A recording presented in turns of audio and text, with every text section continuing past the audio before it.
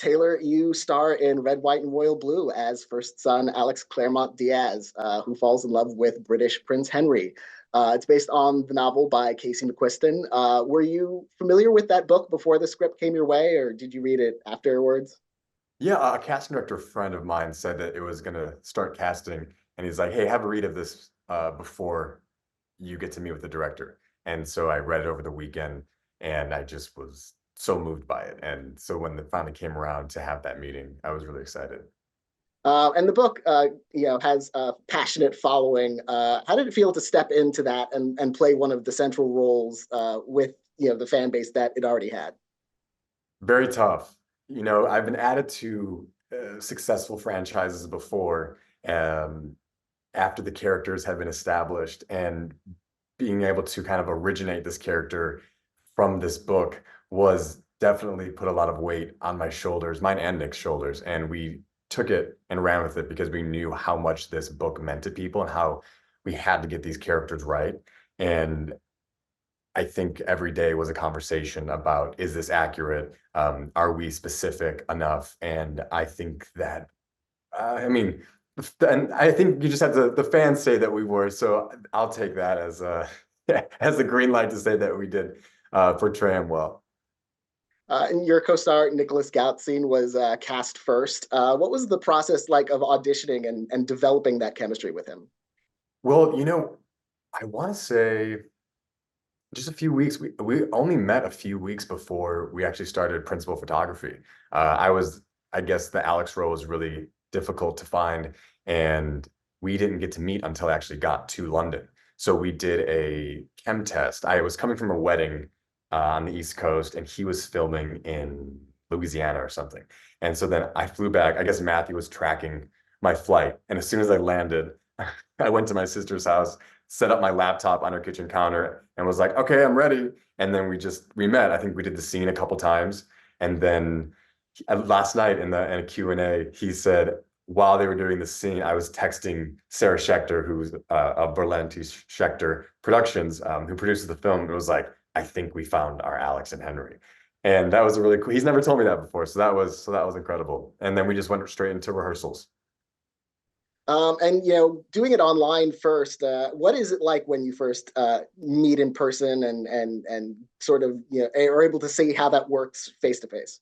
It's tough. I mean, because look, I've seen you at award shows passing by, and we've never chatted, but now we're talking virtually, and so it just feels like there's a invisible wall between you. So it's not a real connection. Like I really, as an actor and coming from the theater and being in acting class and working on shows, it's like you want that tactile, that touch with another actor. So it was exciting to be on there, and and them asked me to come on as Alex. And when we met, it was like, okay, we have a week and a half to get this relationship going and to convince people on screen that we hate each other, and then that we actually fall in love with each other. And Nick and I were just, so, I mean, it was kind of belabored because I was like, does this make sense? Are you feeling this? How do you feel about this? What do you think about this, Matthew? Does this line work? And I was so grateful for that time, because if we didn't have that early on, who knows if we actually would have? Because sometimes I've heard people have been cast over Zoom and they get to set and they're not like they were. They don't get along, and then production is kind of put in jeopardy.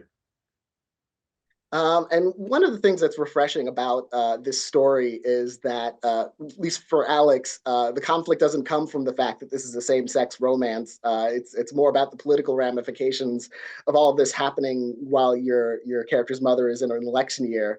What did you think about the way that aspect of the story was handled? Yeah, I'm glad you actually said that. No one's ever actually asked the question in the way that you formulated it. And that's actually why I loved the book, and then obviously the screenplay, because it wasn't so focused on just their queerness. It was, at the end of the day, a love story, and that's why people fell in love with these two characters. And the the high stakes was in his mother being the president and his grandfather being the king of England, right? And I think that added a whole new layer to it, and you really got to see a kind of real life expectations versus reality, and what the King of England is expecting to see of his grandson, and what Uma Thurman, who plays my mother, is expecting to see of her son. And I think that it brought a lot more drama to it and a lot more interest. Because, as Americans, I mean, personally, I'm not, but Americans do love the monarchy. They love all the information about it. And so I feel like it's a perfect storm of, British and American politics all in one film. And one of the things that also makes your character special is that we see that sort of, because he's a bisexual character, so we don't often see that kind of nuance in portrayals of same-sex romance or even opposite-sex romance. Where he's not wrestling with that, but sort of acknowledging that about himself. What did you think about that kind of representation? Yeah, I love that representation because I don't think anybody is just one thing, especially in 2024. You can be, you have your day job and you have your side hustle, and maybe you also work late nights, so you can't box people in 2024. And I think that's what I also loved about Alex is because he is so many other things and bisexual. Like, yes, it is a defining characteristic, but that's not all of who he is. And same thing with Henry. And I think that's why these characters were so dynamic and deep. When I read the book and when I read the script and when we were in these conversations, this is a love story, this is a romantic comedy, and it just so happens to be a queer romance. And you have intimate scenes with Nicholas, of course. And we're in a period where intimacy coordinators have become common in the industry. So, like, what was it like from your end working with intimacy coordinators to create those scenes, create that sense of safety, and really tell a story with those scenes? Yeah. Luckily, I have done some kind of risque projects in the era um, of intimacy coordinators. So I've been able to take full advantage of these coordinators and helping the process, and to feel safe amongst actors, because I think first thing is trust, right? And so we had Robbie Taylor Hunt with us, I think, on the first day of when we started doing intimate things, and he spoke to us individually, spoke to us together, and was just fun to have. It almost felt like a buddy that was with you choreographing something. He took it very seriously. And when we expressed our concerns or had questions, he was so there for us. But also he knew that Nick and I were close and friends and were having a good time just being on set together and working on this, that he knew that this was just kind of going to work. And so Matthew was in all of our rehearsals, and then we had solos. And I just think that he was just spectacular about handling the entire situation. And I think you can see it in the final product. And another important relationship you have in the film is with Sarah Shahi as the president's deputy chief of staff who manages Alex's PR problems. And there's this really playful rapport between you two. I had a chance to talk with her. She called it very much sibling, a kind of rivalry almost between them. What was it like developing that with her? It seems like one of the more fun aspects of working on this film.